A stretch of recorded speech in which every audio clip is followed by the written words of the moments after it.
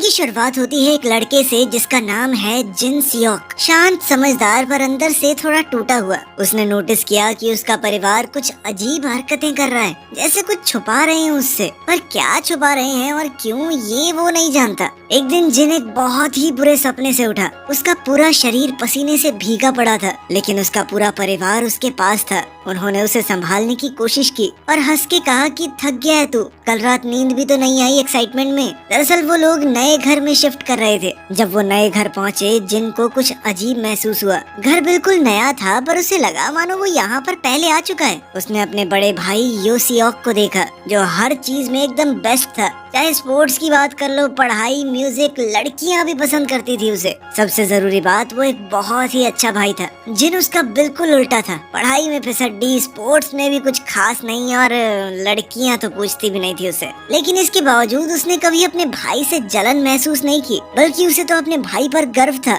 लेकिन फिर कुछ समय पहले योसिक ने एक खतरनाक एक्सीडेंट में अपना एक पैर खो दिया। नए घर में रेनोवेशन के दौरान जिन को पता चला कि उसे अब योसिक के साथ एक ही कमरे में रहना होगा, क्योंकि एक कमरे में पुराने किराएदारों का सामान पड़ा है। ये बात उसे थोड़ी अजीब तो लगी कि उनका सामान यहाँ क्यों पड़ा है, उनके चक्कर में हम क्यों परेशान हो। पर वो फिर भी इग्नोर करके एक वर्कर की मदद करने चला गया। वर्कर ने उससे पूछा, वो तुम्हारा बड़ा भाई है? जिन ने मुस्कुरा कर कहा हाँ। पर जब वर्कर ने फिर से ये सवाल पूछा तो जिन ने हैरान होकर कहा कि पूछ क्यों रहे हो। वर्कर कुछ बता पाता उससे पहले ही योसियोक वहाँ आ गया। उसने वर्कर से कहा कि तुम्हें किचन में बुला रहे हैं, जाओ। रात को डिनर के वक्त जिन के पिता ने उसे बताया कि 1 महीने के अंदर पुराने किराएदार अपना सामान ले जाएंगे, फिर जिन और योसियोक अलग अलग कमरों में रह सकते हैं। जिन ने पूछा कि उस कमरे में रखा क्या है। उसके पिता ने कहा कि पता नहीं, लेकिन पिछले किराएदारों ने हाथ जोड़ के रिक्वेस्ट की थी कि प्लीज उसे खोलना मत। उसने जिन से भी कहा कि देख, शैतानी दिमाग है तेरा, लेकिन खोलियो मत, ठीक है। ये सुनकर जिन को और ज्यादा अजीब सा महसूस होने लगा।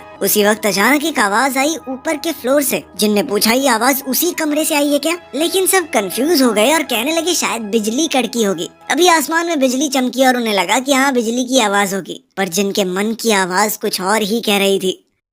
उस रात जब योसियोक सो गया, जिन अपने MP3 प्लेयर में म्यूजिक सुनने लगा। तभी उसे एक आवाज सुनाई दी। पहले उसे लगा कि मैंने कुछ गलत सुना है शायद, लेकिन फिर दोबारा से सुनाई दी। आवाज उसी बंद कमरे से आ रही थी। जिन डरते हुए उस दरवाजे के पास गया। उसका मन बार बार ये जानने का कर रहा था कि आखिर अंदर है क्या। वो दरवाजे को खोलने जा ही रहा था, तभी किसी ने पीछे से उसे पकड़ लिया। वो चौंक गया, पर फिर उसने देखा कि ये तो योसियोक था। उसने योसियोक को बताया कि इस कमरे के अंदर से आवाज आ रही है। योसियोक ने भी सुनने की कोशिश की, पर उसे कुछ सुनाई नहीं दिया। उसने कहा कि तुम दोबारा से पढ़ाई से बचने का बहाना लगा रहे हो ना। फिर वो दोनों घर के पास ही मौजूद एक पहाड़ी पर गए। दोनों भाइयों ने अच्छा समय साथ बिताया, पर तभी योसियोक को एक कॉल आ गया। उसने कहा, पापा ने एक फाइल मंगवाई है, तो यहीं रुक, मैं दे के आता हूँ, ठीक है। जिसके बाद जिन वहीं रुक गया और बीच रास्ते में कुछ लोगों ने योसियोक को घेर लिया। जिन ने देखा कि कुछ लोग उसके भाई को मार रहे थे। वो तुरंत उसे बचाने भागा, पर उससे पहले ही उन्होंने उसे उठा लिया। जिन कुछ नहीं कर पाया, पर उसने उनकी कार की वो नंबर प्लेट याद कर ली। घर जाके उसने सब कुछ अपने माँ बाप को बताया और फिर वहीं बेहोश हो गया।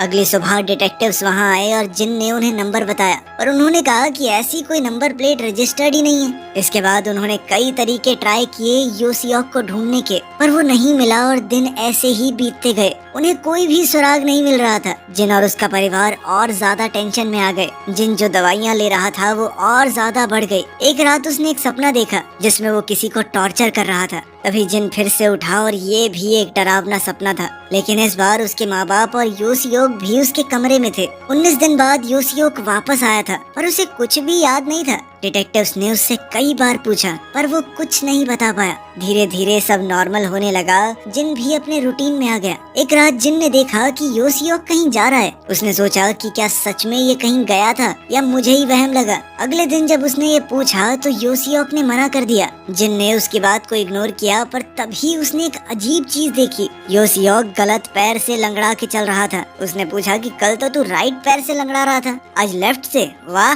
योसियोक ने कहा कि तुझे कंफ्यूजन हो गई है, ऐसा कुछ नहीं है। ये सुनकर जिन थोड़ा सतर्क हो गया।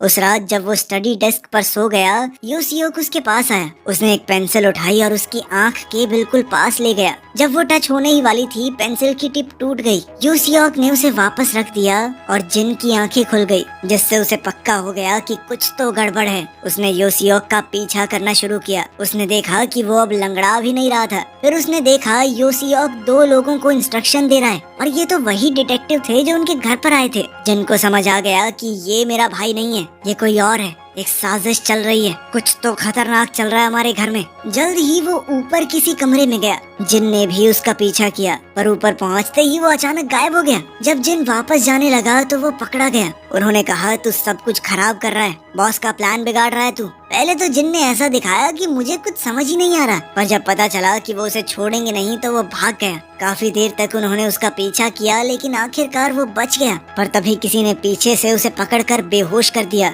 ये कोई और नहीं, योसियोक ही था। जब जिन की आंखें खुली तो वो अपने कमरे में था, काफी ज्यादा कंफ्यूज्ड। उसे समझ नहीं आ रहा था क्या सच है क्या नहीं। उसने देखा कि उसका भाई तो उसके साथ बेड पे सो रहा है। अब जिन पूरी तरह कंफ्यूज हो चुका था। उसे अपनी ही आंखों पर भरोसा नहीं हो रहा था। उस रात जो कुछ भी हुआ, उसने उसका पूरा विश्वास हिला दिया। जब योसियोक ने उसे देखा तो वो डर के मारे कांपने लगा। उसने पूछा, क्या हुआ जिन? लेकिन जिन जवाब नहीं दे पाया, क्योंकि अब तक उसे समझ नहीं आ रहा था कि वो सपना है या सच। वो बाथरूम गया और अंदर का दरवाजा लॉक कर दिया। योसियोक वहाँ आया और कहा कि ये तू क्या कर रहा है? लेकिन जिन डरा हुआ था, उसका पैनिक बढ़ने लगा। उसने चीख कर कहा कि दूर हो जा मुझसे। योसियोक कुछ समझ नहीं पाया, वो भी थोड़ा घबरा गया। उसने पूछा कि ऐसे क्यों रिएक्ट कर रहा है तू? जिन चीख चीख कर बताने लगा कि उसने कल रात क्या देखा। हर एक बात, छोटी से छोटी, वो हर डिटेल में बताने लगा। योसियोक ने कहा कि ये सब सपना था जिन, तू ज्यादा सोच रहा है। लेकिन जिन नहीं माना। उसने कहा कि तू मेरा भाई नहीं है, तू कौन है? अपनी असलियत बता दे मुझे, और मेरा असली भाई कहाँ है? कुछ देर बाद जब जिन ने देखा कि बाहर कोई नहीं है तो उसने एक पाइप उठाया और धीरे धीरे बाथरूम से बाहर निकला। वो बाहर देख ही रहा था कि तभी योसियोक ने उसे पकड़ लिया। शांत हो जाओ जिन, शांत हो जाओ। दोनों भाइयों में झगड़ा होने लगा, लेकिन आखिर में योसियोक ने उसे नीचे दबा लिया और कहा, शांत हो जा जिन, तू सिर्फ एक बुरा सपना देख रहा था। तूने कल रात को अपनी दवाई नहीं ली ना? तब जिन को याद आया कि हाँ, मैं तो कल दवाई लेना भूल गया था। अब उसे भी लगने लगा कि शायद ये सपना ही था और वो रो दिया। इसके बाद योसियोक ने उसका ख्याल रखा। जिन ने अपनी दवाई ली और उससे माफी मांगी, कहा कि मैं सब खराब कर देता हूँ ना। योसियोक ने मुस्कुराकर कहा कि कोई बात नहीं, तू आराम कर, माँ आती ही होगी। जब योसियोक ऑफिस के लिए निकला, जिन ने खिड़की से देखा कि योसियोक फिर से राइट लेग से लंगड़ा रहा है। जिन ने अपने मन में सोचा कि शायद मैं ही गलत था। अब वो शांत होकर पढ़ाई पर ध्यान देने लगा, लेकिन फिर उसकी पेंसिल टेबल के नीचे गिर गई। जब जिन उसे उठाने लगा तो उसने देखी वही पेंसिल की टूटी हुई टिप जो कल रात को उसने देखी थी। ये देखकर उसकी सांस रुक गई। उसे भरोसा हो गया कि कल रात जो कुछ भी हुआ वो उसका सपना नहीं था, सब कुछ सच है। माँ घर आई तो जिन ने सब कुछ उन्हें बताया। माँ घबरा गई। उसने कहा कि मैं अभी तेरे पापा को बताती हूँ, लेकिन जिन ने उसे रोका। अगर आज रात योसियोक घर से निकला तो हम उसका पीछा करेंगे, तब सब कुछ समझ में आ जाएगा। माँ ने हाँ में सर हिला दिया। जब जिन अपने कमरे की तरफ गया, माँ ने पूछा कि क्या सच में तुझे पूरा भरोसा है कि योसियोक ने ये सब किया है? जिन ने कहा कि ये योसियोक है ही नहीं।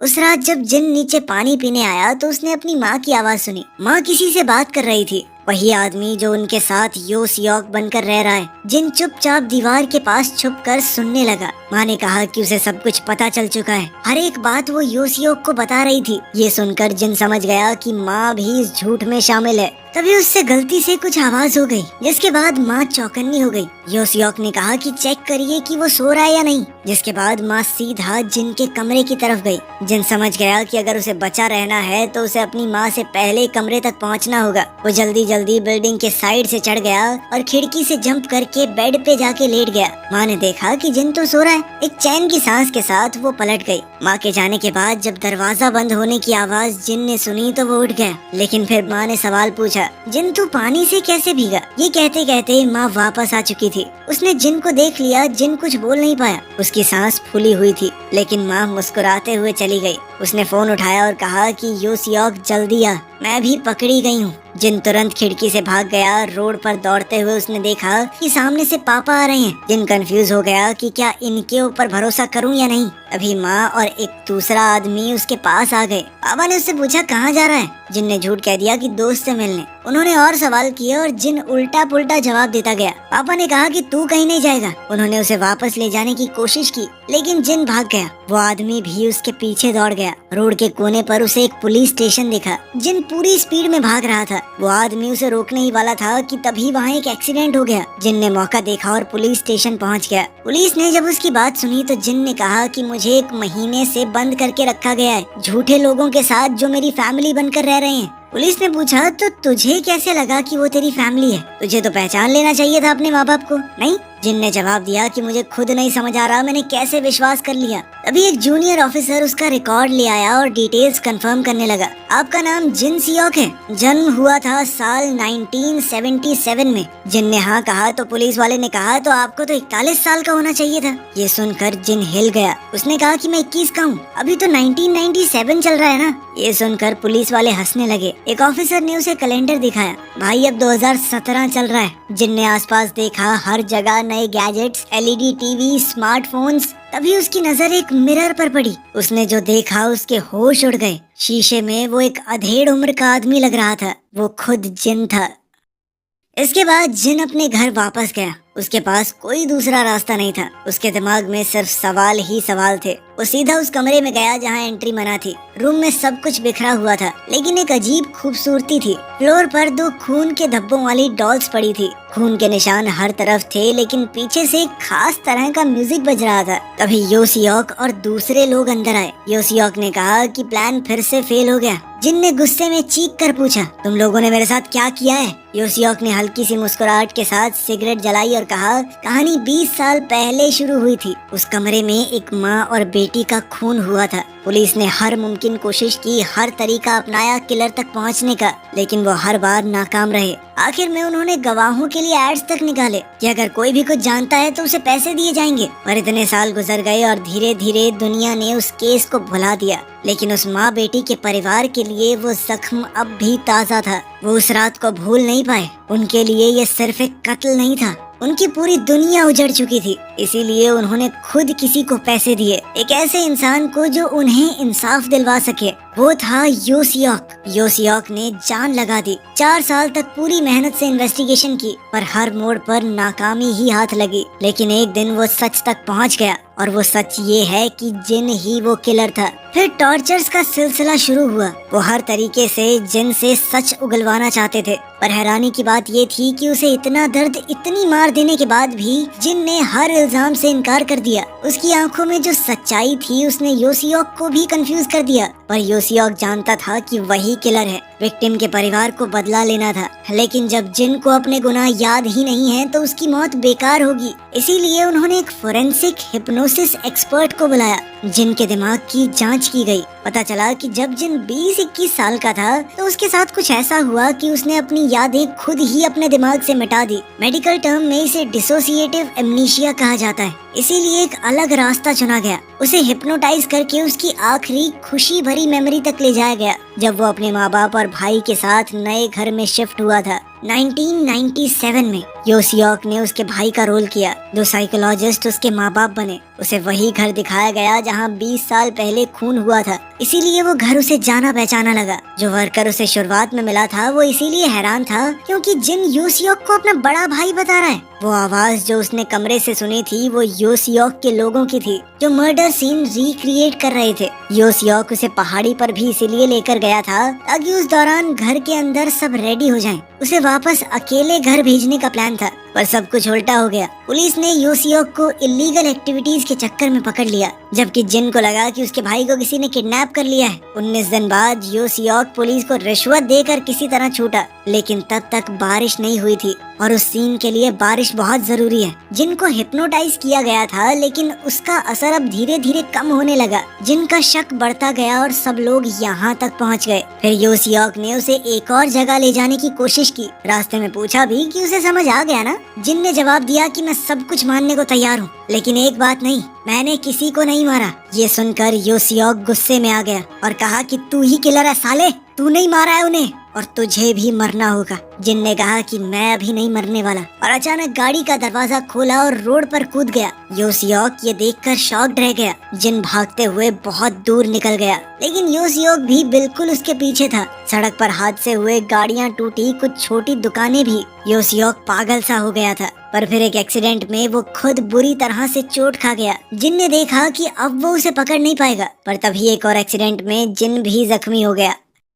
जिन को हॉस्पिटल ले जाया गया। ऑपरेशन थिएटर पर उसके दिमाग ने उसे उसकी पूरी जिंदगी दिखाई। मई 1997 में जिन गाने सुनते हुए अपनी गाड़ी ठीक करवा रहा था। गाड़ी ठीक होने के बाद उसने अपने माँ बाप को बुलाया। वो अपने नए घर जा रहे थे, लेकिन रास्ते में उनका एक्सीडेंट हो गया। उसके माँ बाप तो मौके पर ही मारे गए। उसका भाई बचा, लेकिन कंडीशन बहुत क्रिटिकल थी। अब जिन के कंधों पर जिम्मेदारी आ गई। जिन ने पूरा जोर लगा दिया, हर नौकरी के लिए तैयारी की, ऑनलाइन ऑफलाइन कुछ भी मिल जाए। लेकिन उसने 12वीं भी पास नहीं करी थी, वो पढ़ाई में बेकार था, उसे कौन रखता। फिर भी वो जैसे तैसे अपने भाई का इलाज करवाता रहा। 6 महीने बाद डॉक्टर्स ने कहा कि सर्जरी जरूरी है। अब जिनके पास पैसे तो थे नहीं, तो उसने सोचा कि अपनी किडनी बेच देता हूँ, लेकिन कोई भरोसेमंद खरीदार नहीं मिला। और इतना सब सहने के बाद वो आखिरकार अंदर से टूट गया। एक दिन उसके कंप्यूटर पर एक मैसेज आया। सामने वाले शख्स ने पूछा कि तुम पैसों के लिए कुछ भी करने को तैयार हो। जिन ने कहा कि हाँ। इस पर उस आदमी ने कहा कि अगर मेरे लिए किसी को मार दोगे तो पैसे मिल जाएंगे। पहले तो जिन चौंक गया,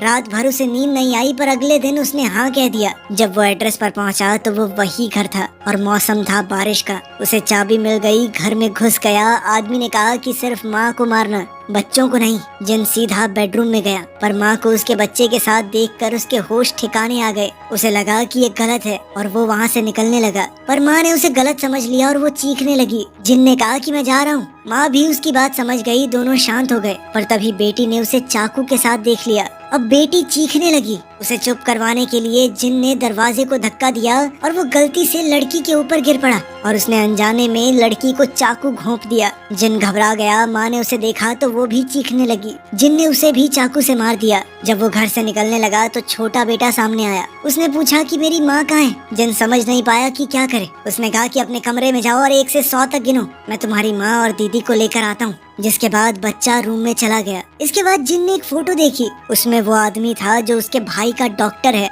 तब उसे समझ आया कि डॉक्टर ने उसकी मजबूरी का फायदा उठाया है। उसने अपनी ही पत्नी को मारने के लिए भेजा है। जिन छत पर गया और डॉक्टर का इंतजार करने लगा। बच्चे ने उसे कॉल करके बताया कि मम्मी और बहन को कुछ हो गया है, जल्दी आओ। अपनी बेटी की मौत की खबर सुनकर डॉक्टर का दिल टूट गया। जिन ने पूछा कि अपनी पत्नी को क्यों मारा। डॉक्टर ने कहा कि इंश्योरेंस के पैसों से हम सड़क पर आने से बच जाते, पर अब जब उसकी बेटी भी मर गई थी तो वो गुस्से से पागल हो गया, और उसने गुस्से में आकर जिन को छत से धकेल दिया। जिन ने उसे रोकने की कोशिश की, पर उस कोशिश में गलती से डॉक्टर छत से नीचे गिर गया, और ऐसे ही एक और मौत हो गई उसके हाथों। यही वो घटना थी जिसे जिन के दिमाग ने दबा दिया था। आखिरकार जिन होश में आया। उसने देखा कि योसियोक उसके पास था। योसियोक ने कहा कि विक्टिम के परिवार को इंसाफ चाहिए, तुम्हें छोड़ नहीं सकता, जहर देने जा रहा हूँ तुम्हें। पर जिन ने कहा कि उस लड़के से माफी मांग लेना मेरी तरफ से। ये सुनकर योसियोक समझ गया कि जिन को सब कुछ याद आ चुका है। फिर योसियोक ने पूछा कि क्यों किया तुमने ये सब,